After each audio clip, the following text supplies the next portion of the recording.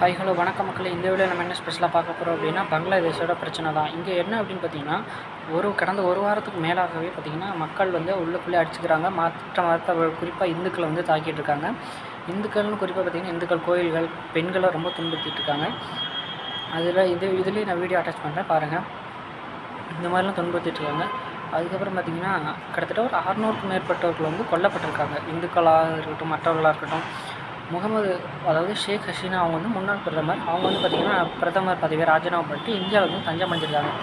அதுக்கப்புறம் பார்த்திங்கன்னா தஞ்சம் அடைஞ்சதுக்கப்புறம் அங்கே இருக்க இந்துக்களை துன்பப்படுத்த ஆரம்பிச்சிட்டாங்க. அதுக்கப்புறம் பார்த்திங்கன்னா அந்த தான் இவங்க இல்லையா, அதாவது